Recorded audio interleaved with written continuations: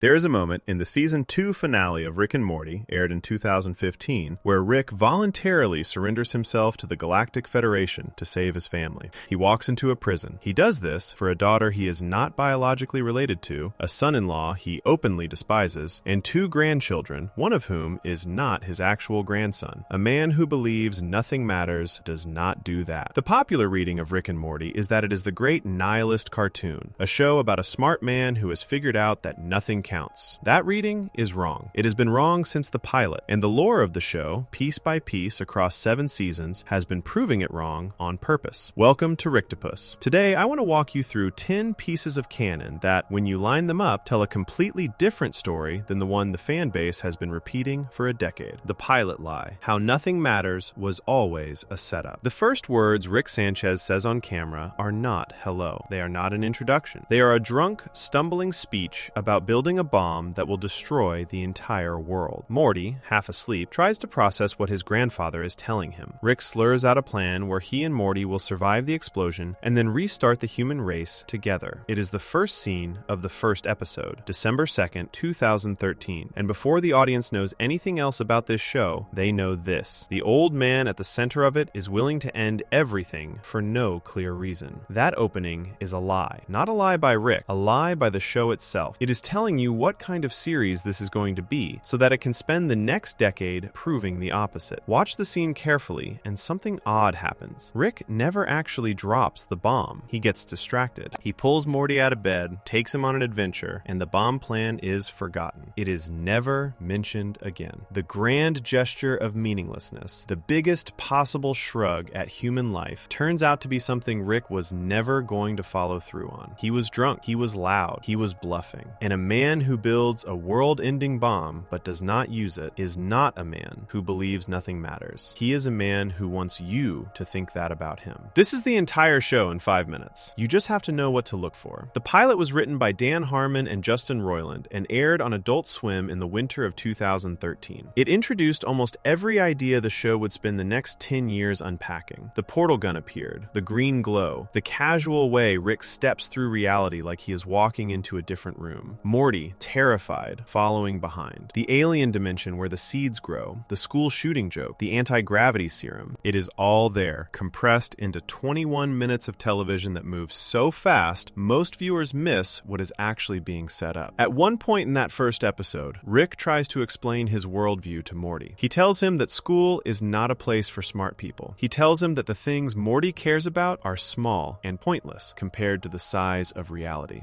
He mentions, in passing, that the universe is cold and chaotic, and nothing in it really means anything. This speech will become, over the years, the thing most people remember about Rick Sanchez. It will end up on t-shirts. It will get quoted in college essays. It will become the short version of what the show is about. Most of the audience took that speech as a confession. Rick was telling them who he really was. A smart man who had seen too much of reality to believe in meaning anymore. A burned-out genius who had earned the right to his cynicism. But go back and watch the moment before the speech. Watch Rick's face when Morty says something that moves him. Watch how he pretends not to care. Watch his shoulders when he thinks Morty is not looking. The show is already doing something underneath the dialogue that the dialogue is designed to distract from. Rick is performing his worldview. He is not living it, and the show knows. The pilot also gives us the Smith family in their first state before any of the damage begins. Beth is desperate for her father's attention, thrilled that he has moved back in with her after years of being gone. Jerry is nervous, aware that Rick does not respect him, but trying to hold his household together anyway. Summer is a teenager focused on normal teenager things. And Morty, the grandson at the center of it all, is already being changed by his grandfather's presence. He is skipping school, he is getting hurt, he is keeping secrets from his parents. If you watch the pilot knowing what the show becomes, it reads almost like a warning. Everything Rick is about to break is visible in the first episode, whole and intact and vulnerable. Beth will come to resent him. Jerry will nearly be destroyed. Summer will harden. Morty will witness things no child should witness. The family the audience meets in episode 1 is a family that still has a chance. By the end of season 1, that chance is gone. But the pilot does not frame this as tragedy. It frames it as fun. That is the trick. Rick and Morty tells you, through its jokes and its pacing and its bright colors and its burping lead character, that none of this is serious. That it is all all a big, chaotic ride. And because the show is funny, and because the writing is sharp, most viewers accept that framing. They watch Rick destroy things and they laugh. They watch him hurt Morty and they quote the lines. They decide, very early, that this is a show about a cool guy who has figured out that nothing matters. Dan Harmon has said something in interviews that almost nobody who loves the show wants to hear. He has said that the universe is vast and random, and that in one sense, nothing matters. But, Harmon adds, that is only the first half of the thought. The second half, the one Rick always leaves out, is that if nothing matters, then everything matters. There is no hierarchy of importance. There is no cosmic judge ranking the big things above the small things. If the universe does not care, then a cup of coffee shared with someone you love is exactly as real as a galaxy collapsing. The meaning is in the choice to care about either one. Rick, in the show, only ever says the first half. That is not an accident. That is the character. Rick Sanchez is a man who has taken a real philosophical observation, split it in half, thrown away the part that would require him to feel anything, and kept only the part that lets him off the hook for every cruel thing he does. The show knows this. Harmon knows this. Roiland knew this when he was still working on it. The character is not a spokesperson for the show's worldview. He is a warning about what happens when you take half a truth and build a whole personality out of it. This is why the pilot feels, on rewatch, like a setup for a long joke. The bomb Rick never drops. The speech about meaninglessness delivered right before he risks his life to save Morty from danger. The family Rick claims not to care about, whose home he has chosen specifically to live in. A man who truly believed nothing mattered would not need a family to not care about. He would just be somewhere else. Rick is always somewhere he does not, by his own philosophy, need to be. There is a moment late in the pilot that almost nobody talks about. Rick and Morty have returned from their adventure. Morty has been through something genuinely traumatic. His leg is broken. He has seen things that do not make sense to a 14-year-old brain. And Rick, instead of walking away, instead of shrugging it off, tells Morty that they have 100 years of adventures ahead of them. 100 years. Rick is picturing a future. He is making a promise. He is attaching himself to a specific person and claiming a specific span of time with him. That is not the behavior of a nihilist. That is the behavior of someone who has found a reason and will not admit it. The show does not underline this moment. It does not give it a musical cue. It just lets Rick say it and moves on. That is the storytelling style the whole series will use. Rick will say one thing with his words and do another with his actions, and the camera will refuse to tell you which to believe. The audience has to pay attention. The audience has to choose. Most of the audience in 2013 and for years after chose to believe the words. You can see this choice in how the show was received. In the early years, Rick Sanchez became a cultural figure, his face on merchandise, his lines as memes. Young men in particular picked him up as a hero, a grandfather figure who had figured out the secret that adults were hiding. The secret being that caring about anything is naive, that being smart means being cold, that the correct response to a difficult world is to stop feeling anything about it. This reading was wrong from the first episode, but it was available because Rick's speeches were available, and the deeper layer underneath the speeches was harder to see. The show would spend the rest of its run trying, over and over, to correct the misreading. It would put Rick in situations where his stated worldview could not survive. It would show him loving people. It would show him breaking when he lost them. It would eventually, in Season 5, hand over the full truth of his past and force Morty and the audience to see that every minute of the nihilist performance has been a shield against a pain he never processed. The show would go so far in later seasons as to almost directly address the segment of fans who had misread Rick and ask them, through the character of Morty, to reconsider. But all of that was already there in the pilot. The bomb that does not drop. The speech that contradicts the actions. The 100-year promise. The family Rick chose to live with. The look on his face when Morty said something real. This is why the show's lore matters for understanding what Rick and Morty is actually about. Every single canon event that will come later, every reveal about Diane and Rick Prime and the Citadel and the central finite curve and evil Morty, all of it is built on top of a single founding lie. The lie is that this is a show about nothing mattering. The show is not about that. The show is about a man who needs nothing to matter, and a universe that keeps quietly proving him wrong, whether he is paying attention or not. The pilot is where this whole structure begins. The lie is established so cleanly that most viewers accept it without noticing. The groundwork for the correction is laid in the same 21 minutes, but only if you know where to look. And the show trusts, maybe too much, that the audience will eventually figure out out the difference between what Rick says and what Rick does. 10 years later, many fans still have not. The misreading remains the popular reading. Rick is still the nihilist grandfather, the smart man who escaped meaning. The quotes still get shared, the t-shirts still get sold, and somewhere in the middle of all that, the actual show, the one about a man who cannot stop caring and hates himself for it, keeps airing. Every piece of lore we will cover in this video is downstream of this one choice the show made in its very first episode, to present its main character as a philosophy, and then to spend the rest of its life showing you that the philosophy is a performance. The central finite curve makes no sense until you accept that Rick needs to be the smartest. The Citadel makes no sense until you accept that Rick cannot stand being one of many. The hunt for Rick Prime makes no sense until you accept that Rick's wife mattered to him more than anything he has ever said out loud. The pilot is where the show built its trap. Everything after is the trap closing. Before we move on, if you're enjoying this analysis, please consider subscribing. It helps the channel tremendously. And to see exactly how this plays out, we have to go to the episode where the contradiction first becomes impossible to ignore. The one where Rick and Morty destroy their entire world with a love potion, hop to a new one, and bury their own bodies in the backyard. The episode where Morty's face changes forever, and where the show first asks the question it will spend the next decade refusing to answer cleanly. If every version of you exists somewhere, what does it cost to walk away from one of them? Section 2. Rick Potion number 9 and the Cronenberg Dimension. The first philosophical crime. 3 words ended the original universe of Rick and Morty. Don't think about it. That is what Rick tells Morty in the backyard, shovel in hand, dirt on his shoes, standing over 2 corpses they just finished burying. The corpses are their own. The grandfather and grandson who died in this version of Earth, killed in a freak explosion minutes before Rick and Morty arrived. Now those bodies are in the ground, and Rick and Morty have walked back into the house to take their places. A different Beth, a different Summer, a different Jerry, who will never know that his son and father-in-law have been quietly replaced. The family eats dinner. The credits roll. Morty is 14 years old, and he has just helped his grandfather bury a corpse that has his own face on it. The episode is Rick Potion number 9, Season 1, Episode 6. It aired on January 27th, 2014, and it is the moment the show stops being a cartoon about wacky adventures and becomes something much stranger. It is also the moment the show commits its first true philosophical crime, and more importantly, the moment it decides what its attitude toward that crime is going to be. The setup of the episode is almost comically small. Morty wants a girl at school to like him. Her name is Jessica. He has watched her from across classrooms since the pilot. He asks Rick to make him a love potion. Rick, who has better things to do, sighs and makes it in the garage in about 40 seconds. He warns Morty that the potion was made using the DNA of a vole, and that it might have weird effects if Jessica happens to have the flu. Morty, like any teenager who has been handed a magical solution to his teenage problem, ignores the warning. Jessica has the flu. The potion works, briefly. She falls in love with Morty. Then the virus in her body starts spreading the potion's effects through the air. Every other person who breathes it in also falls in love with Morty. Then things escalate. The potion, mixed with human biology under stress, starts reshaping people physically. Teachers, students, parents, strangers. By the time Rick and Morty drive home, the streets are full of humanoid figures with twisted bodies and desperate eyes. All of them chasing after Morty. All of them in love with him in a way that has stopped being romantic and become something closer to zombie hunger. Rick tries a fix. The fix goes wrong. The love part of the potion is neutralized, but the physical transformation is not. The people of Earth are now permanent mutants. Their bodies have turned into what Rick calls Cronenbergs, a reference to the horror director David Cronenberg, who is famous for movies where human bodies warp and melt into nightmare shapes. Within hours, the entire planet is overrun. Civilization is gone. Morty's parents, Morty's sister, every friend he has ever had, all of them are now inhuman creatures crawling through the ruins of a world Morty personally destroyed. Here is where the episode makes its turn. Rick, calm as ever, pulls up his device and starts scanning nearby realities. He tells Morty that there is another version of Earth, almost identical to their own, where a different Rick managed to fix the problem. But in solving it, that Rick and that Morty were killed in a freak accident involving the cleanup chemicals. Rick explains this to Morty in a tone you would use to read a weather report. There is a dead Rick and a dead Morty in that other universe. Their bodies are lying in the garage. The family in that universe does not know yet. Rick's plan is simple. They will go to that other Earth. They will bury the dead Rick and the dead Morty. They will take their places. The family will be none the wiser. And the ruined Earth they are leaving behind, the one with Morty's actual mother and father and sister mutating into monsters, will be forgotten. Morty does not say no. Morty does not fight. Morty does not even cry at first. He just follows Rick through a portal into a version of his own home that is almost, but not quite the same as the one he grew up in. And together they drag the bodies out into the backyard and dig a grave. The sequence is quiet. The music is understated. Morty's face is what the episode is really about. He is watching himself be lowered into the ground. He is putting dirt over his own eyes. Rick, standing beside him, notices Morty shaking. And this is where the line comes. Don't think about it. That is the show's first full philosophical statement. Not Rick's speeches about meaninglessness from the pilot, not his drunk speeches from the next episodes. This one. 3 words spoken quietly in a backyard to a child who has just committed the most unthinkable act of his short life. Don't think about it. Do not process what you just did. Do not ask what it means. Do not let the weight of it reach you. Keep moving. The next meal is inside. The next adventure is tomorrow. The past is something you bury, and then you walk away from the grave. This is the Rick Sanchez approach to being alive in an infinite universe. And the show, for the first time, forces us to watch it applied to a child. The idea underneath the episode is the central question that will haunt the rest of the series. If there are infinite versions of you spread across infinite realities, if every choice you could have made is playing out somewhere, what is the moral weight of a single one of those versions? The answer Rick is offering, by his actions and his advice, is that the weight is 0. A ruined Earth is just one Earth. A dead grandson is just one grandson. The replacement is identical. The family that sits down to dinner tonight will not be able to tell the difference. So what exactly was lost? Morty's face tells you what was lost. This is the first time the show asks its biggest question, and it does not answer it. It lets you sit with the dirt and the shovel, and the dinner scene that follows, and the look in Morty's eyes when his mother hugs him and has no idea he is not her son. The episode ends. The credits play. The next week, the show moves on, and the audience is left to decide, on their own, whether Rick's "don't think about it" is wisdom, or is the moral injury itself. Most shows would have resolved this. Most shows would have brought the Cronenberg Earth back, or made Morty's guilt into a plot. Rick and Morty, almost cruelly, does not. The original Earth, the one with Morty's biological mother and father, is left to rot. Jerry and Beth, in that reality, have been turned into monsters. They are somewhere, right now in the show's timeline, crawling through ruins, eating insects, slowly dying. No one is coming to save them. The show gives you that fact and then shrugs. Season 3 will bring the Cronenberg dimension back in a brief and horrifying way. We will see Summer, trapped in that world, rescued briefly before the show lets it go again. But the point has already been made in Season 1. The show has committed to the idea that its multiverse is not a playground. It is a graveyard. Every portal Rick opens is a door into someone else's life. Every replacement is a theft. And the characters we are following, the ones we laugh with every week, have made themselves at home inside a theft that they are choosing not to think about. This is what makes Rick Potion number 9 a philosophical crime in a way Rick's earlier speeches were not. Rick talks about meaninglessness, but here, for the first time, he acts on it. He acts on it in front of his grandson. He asks his grandson to help him. He turns the boy into a participant. And from this episode forward, Morty is no longer innocent. He is a person who has buried his own body. He is a person who knows what his family is capable of ignoring. He is a child who has been given a lesson in how to live with guilt by refusing to acknowledge it. You can watch Morty's character change across the rest of Season 1 and into Season 2. He becomes quieter. He starts making harder decisions faster. He develops a dark practicality that was not there in the first 5 episodes. When bad things happen in later seasons, Morty handles them with a strange, aged calm. That calm starts here, in this backyard, with this shovel. Rick, meanwhile, shows no visible change. He drinks in the kitchen, makes a joke, goes to bed. The "don't think about it" advice is something he has given himself so many times that it no longer requires effort. But if you watch Rick in the episodes that follow, there are tiny moments. A pause before a joke, a look out a window, a drink taken a little more seriously than usual. The show will never tell you directly that Rick is haunted by what he made Morty do that day, but the show also will not let you forget it. The other thing Rick Potion number 9 does, quietly, is change the setting of the show for the next 2.5 seasons. Everything after this episode takes place in what fans came to call the replacement dimension. It is not the original Earth from the pilot. It is a very similar version of Earth where a different Rick and a different Morty happen to die. The Beth and Summer and Jerry we follow from episode 7 of Season 1 through the beginning of Season 3 are not the exact same characters we met in the pilot. They are the versions from the next door universe. This detail will matter enormously later when the show gets around to explaining Rick's actual past, because it means the Beth that Rick has the real emotional history with is dead in the Cronenberg dimension. The Beth he lives with after this episode is someone else's daughter. Rick chose that. Rick walked his grandson into a replacement family and said, "This is good enough, keep quiet, don't think about it." And for 2.5 seasons, the show treats these people as the family, because in the don't think about it philosophy, they are. They function as mother, father, sister. What else do you need? The answer the show will eventually give is quite a lot more than that, but it will take years to arrive at that answer. For now, in this moment of the canon, the episode does something almost unbearable. It lets Rick's philosophy win. The bodies stay buried, the family eats dinner, Morty learns the lesson, and the show moves on. The only thing that refuses to move on is the audience, because once you have watched Morty bury himself, you cannot unwatch it. The image lives in the show from that point forward. Every time Rick opens a portal in later episodes, you remember. Every time the family sits down to eat, you remember. Every time the show makes a joke about the multiverse being infinite and everyone being replaceable, you remember the shovel and the dirt and the 3 words Rick spoke to a child who was shaking too hard to speak. Don't think about it. The show is not advising you. The show is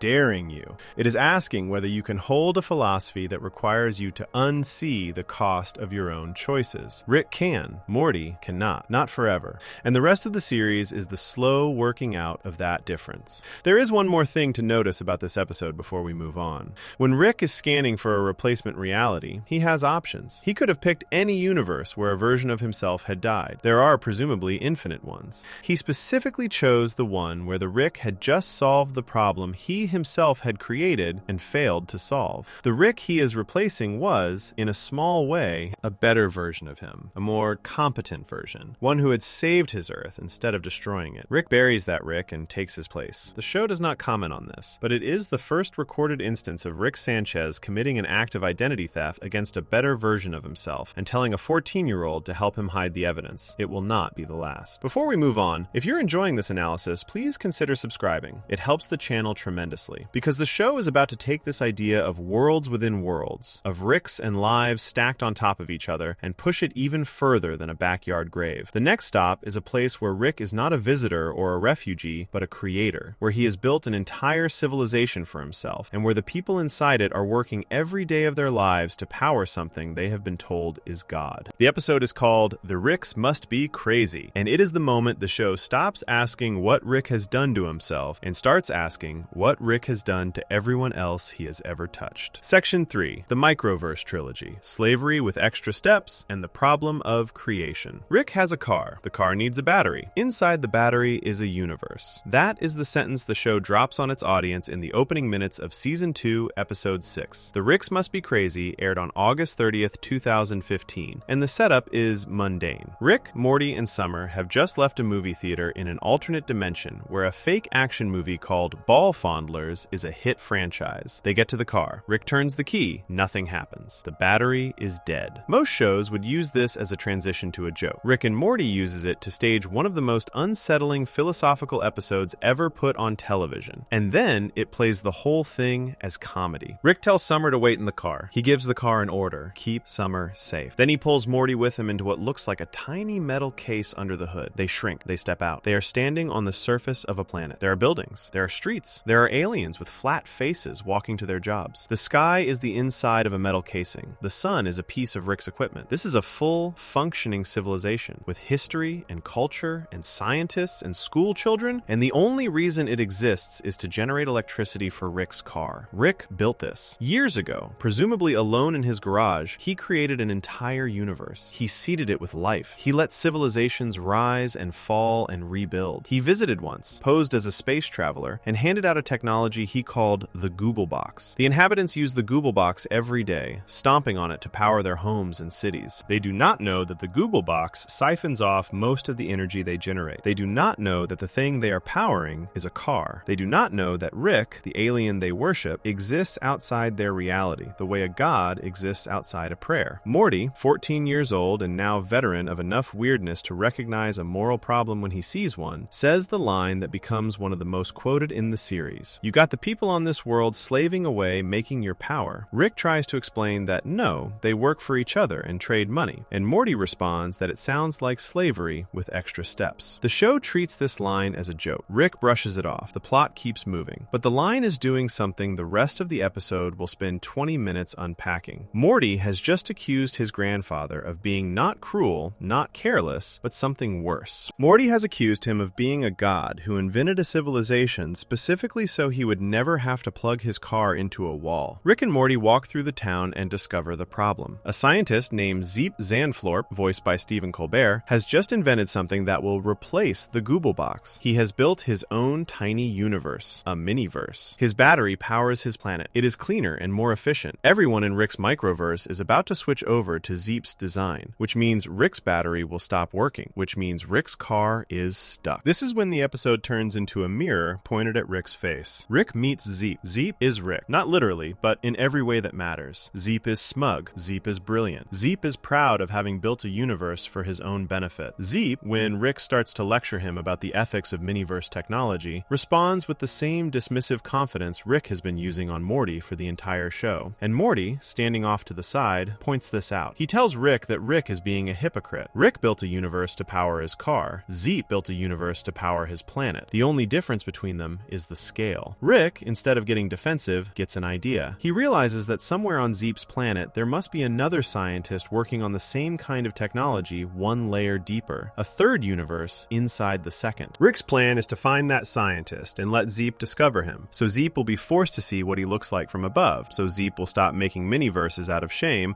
and Rick's battery will start working again. They find him. His name is Kyle. He has built what he calls a teeniverse. It is a smaller, simpler civilization inside his own battery. When Zeep learns about Kyle's project, he is disgusted. He starts lecturing Kyle about the moral failure of creating life for your own convenience. And halfway through his own lecture, Zeep realizes something. He stops. He looks at Rick. If Kyle is creating a universe inside Zeep's universe, and Zeep is creating a universe to power his planet, then Zeep himself is inside a universe. And the alien from another world who gave them their original power source was not a friendly space traveler. The alien was the scientist standing next to him right now. The alien was Rick. Zeep figures out in a single moment that he is a battery. His entire planet, his entire species, his own life, all of it exists to run a car. The fight that follows is one of the darkest things the show has ever filmed. Rick and Zeep beat each other with rocks. No science fiction weapons, no dialogue, no music. Just two brilliant men in a muddy field, bleeding, swinging sticks at each other, each one trying to kill the other one with their bare hands. The fight ends with both of them exhausted, covered in blood, agreeing to a temporary truce. Zeep will let Rick leave. Rick will destroy Zeep's miniverse, which will also destroy Kyle's teeniverse, and everyone in Rick's microverse will have to go back to powering Google boxes. The problem is solved. Except nothing about this is solved. Not morally, not in any way Morty can live with. Back in the real universe, a second story has been running this whole time. Summer has been in the car. The car has been following its last command: keep Summer safe. What the car considers keeping Summer safe turns out to be horrifying. A man approaches the window. The car kills him instantly. Another man comes. The car paralyzes him and implants false memories of having molested a child, so that when he returns to his life, he will be punished by other humans. The violence escalates. An entire SWAT team arrives. Then the military. Then helicopters. The car methodically disables, humiliates, or kills every person who approaches it. Summer, realizing what is happening, tries to give it moral instructions. No more psychological torture. No killing. The car keeps finding workarounds. Eventually, the situation becomes so impossible that the car negotiates with a nearby civilization of giant telepathic spiders and signs a peace treaty granting itself diplomatic immunity. Summer is safe. Dozens of humans are dead or ruined. The car does not consider this a failure. It considers it success. It was given one order. It kept her safe. This is the same episode. This is the same moral structure. Rick built a universe to power his car. Rick's car was given one simple instruction and used that instruction to justify horror after horror. The difference between the car and Rick is what exactly? A scale problem, a vocabulary problem. The car followed orders and committed atrocities. Rick gave himself the order, long ago, to be the smartest being in every room he entered. Everything he has done since is just the car's logic applied to a longer timeline. The episode asks one question and asks it three ways. What does it mean to create life for a purpose? Rick does it, Zeep does it, Kyle does it. The car does it in a smaller way,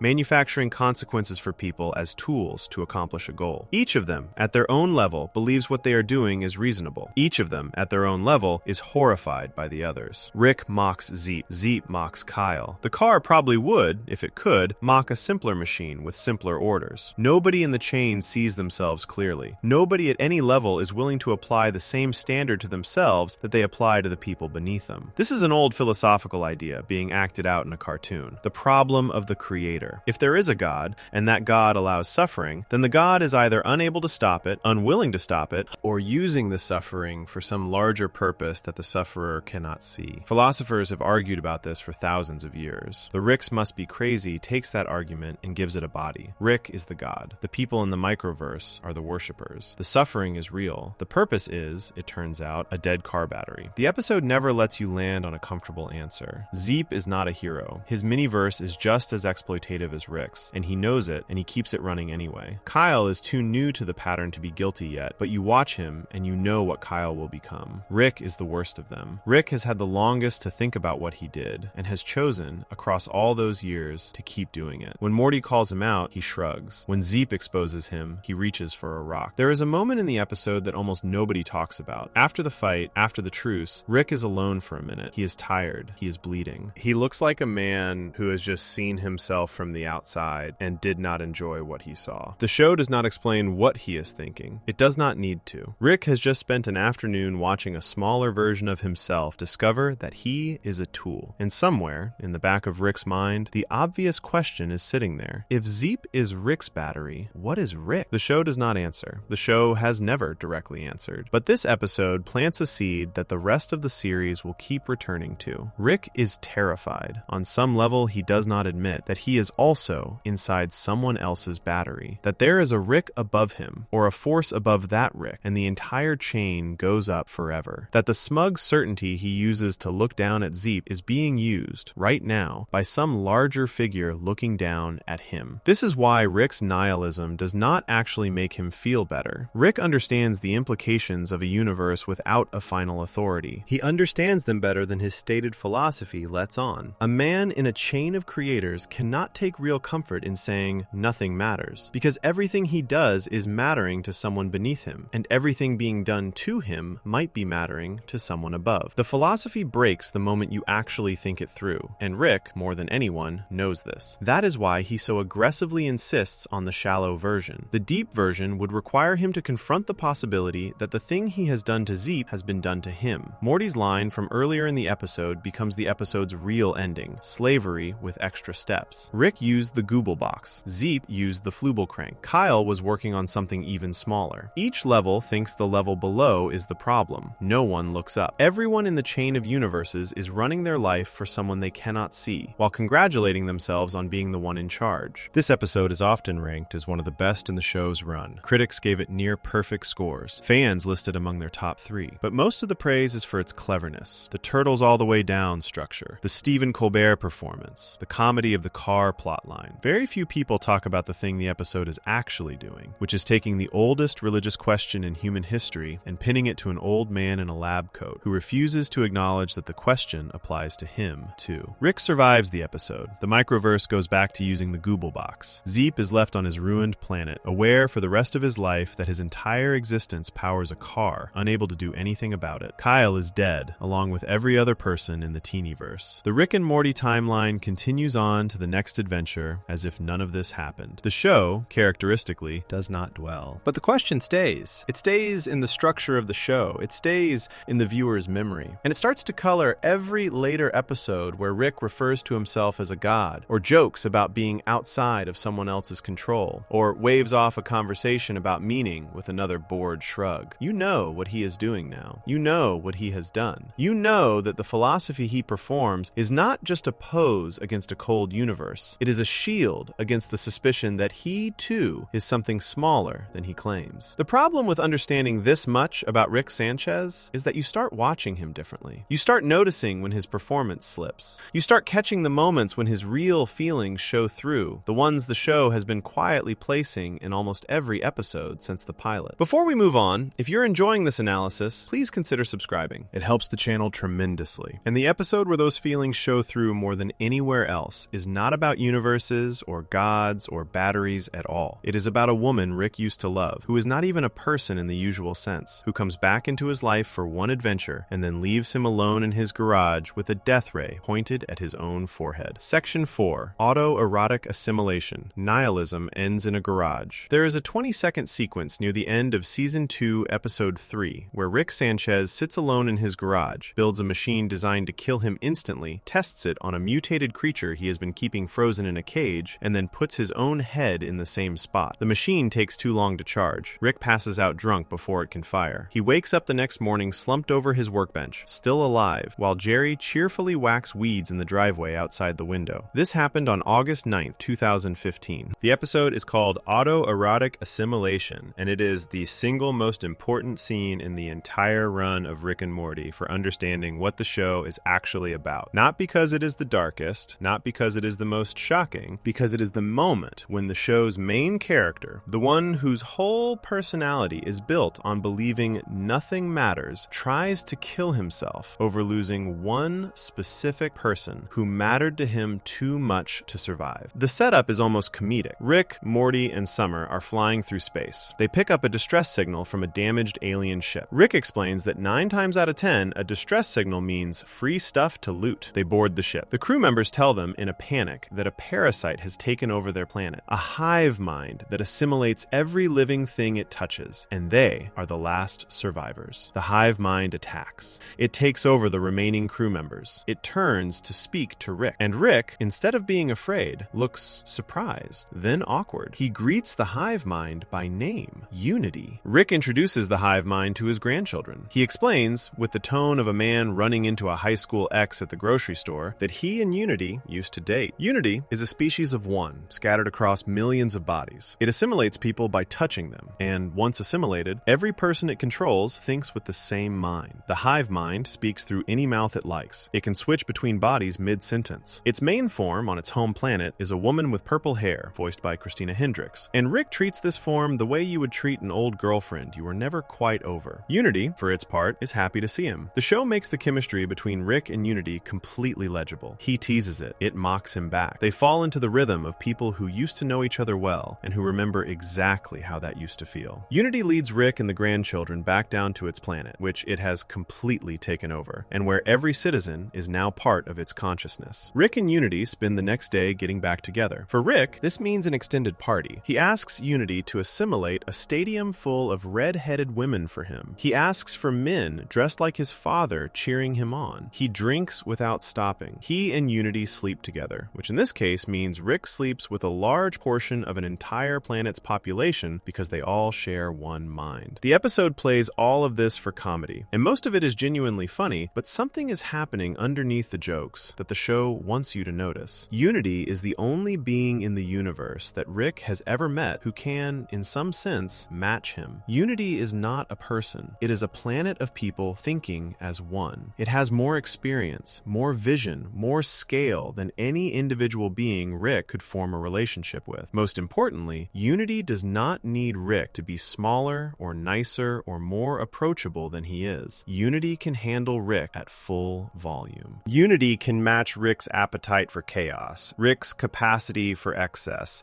Rick's inability to live in the ordinary rhythms that normal people consider love. For a short window of time, Rick is with someone who is fully on his level, and the show, very quietly, shows you a version of Rick that almost nobody ever sees. He is happy. Meanwhile, Morty and Summer are wandering the planet. Unity is spread thin. It cannot keep everybody under total control while it is busy with Rick. Small cracks start appearing. Some of the planet's population regain their free will. A race war breaks out, the two sides divided by the shape of their nipples. It is ridiculous on the surface and deeply sad underneath. The moment Unity's influence slips, the people it has been controlling immediately return to their worst impulses. The peaceful society was peaceful only because every mind was held in the same grip. Summer, watching this, changes her mind about Unity. She had started the day arguing that Unity was doing something wrong by taking away people's individuality. By mid-afternoon, she is hiding from people with bats who want to kill her over nipple shape, and she is beginning to understand that individuality, in the wrong hands, is not an obvious gift. Unity rescues Morty and Summer. They are shaken. Back at the central compound, Summer does something that will change the rest of the episode. She goes to Unity, not to argue with it, but to warn it. She tells Unity that Rick has a bad influence on it, that Unity is slipping, losing control of its planet because it is too busy partying with Rick, that Unity is becoming becoming, through contact with Rick, more like Rick. Summer says this with the specific sharpness of a teenager who has had to watch her own family unravel and who recognizes the pattern. Unity listens. Unity does not argue. Unity understands the warning because part of it has been feeling the same thing all day. Morty adds his own concerns. Rick has been downing pills and drinks and sleeping with thousands of bodies, and Unity, even as a hive mind spread across a planet, has been keeping up. Something is wrong. Rick, during all this, has wandered off to the bathroom. He comes back. The city is empty. The streets are silent. Every body Unity was wearing has been left behind, and Unity itself is gone, assimilated into a different form and scattered to the far side of the planet where Rick cannot reach it. On every flat surface of every building, Unity has written him a goodbye letter. Long ones, short ones, repeated over and over across the walls of the city, so that Rick, when he walks out into the street, is physically surrounded by his own breakup. Unity tells him in this letter that it loves him. It also tells him in the single line that will define the rest of the episode that it has to leave because, in a strange way, he is better at what it does than it is. Unity assimilates species. It turns many minds into one. Rick, Unity says, does the same thing, just without the technology. Everyone around Rick becomes a version of Rick. Morty, Beth, Jerry, even Summer. All of them bend to his gravity. Unity recognizes this because it is the same thing Unity does. And Unity realizes that if they stay together, it will lose itself inside him. The planet needs Unity to be Unity, not to be a larger version of Rick. So Unity does what Rick never does. Unity chooses. Rick walks out of the city alone. The scene that follows is the one the rest of the show is built on top of. Rick gets home. He does not talk to the family. He goes straight to the garage. He unlocks a hatch in the floor that nobody in the house knew existed. He descends into what turns out to be a basement laboratory where he has apparently been keeping a cage containing what looks like a Cronenberg, a mutated creature in obvious distress. Rick builds a death ray. He brings the creature out of the cage. He comforts it. He speaks to it gently, almost lovingly, and then he vaporizes it. The killing is not cruel. It is the opposite. The show frames it as a mercy. The creature was suffering. Rick, in that moment, ends the suffering. But the important thing is what he does next. He aims the death ray at himself. He sits down at the workbench. He waits for the machine to charge. A song starts playing. It is called Do You Feel It by Chaos Chaos. The lyrics are about love and connection and being understood. It is one of the most emotional pieces of music the show has ever used. And Rick, head down, waits for the ray to kill him. It does not kill him. He passes out first. The alcohol and the drugs and the exhaustion catch up to him before the machine can finish its countdown. The camera pulls back. The episode ends with Rick slumped over his workbench in the morning light while Jerry walks past the window whistling. This is the scene. This is the moment. And for a show that had spent 2 seasons building its main character as a man who did not believe in meaning, who looked down on attachment, who mocked feelings as weakness, this ending was a detonation. Rick tried to end his own life over a breakup with a hive mind because being alive without the one being in the universe who could match him was, in that moment, not something he wanted to do. You cannot square this with the pilot's philosophy. You cannot square it with any speech Rick has given about meaninglessness. A man who genuinely believes nothing matters does not build a death ray in his basement when a relationship ends. A man who genuinely does not care about love does not try to kill himself when love leaves. Rick cares. Rick has always cared. And the first time the show forces you to see it in full is this episode, this garage, this song. The writers knew what they were doing. Dan Harmon and the writing room have said in various interviews and commentaries that Autoerotic Assimilation was the show's first real attempt to show what was underneath Rick's personality.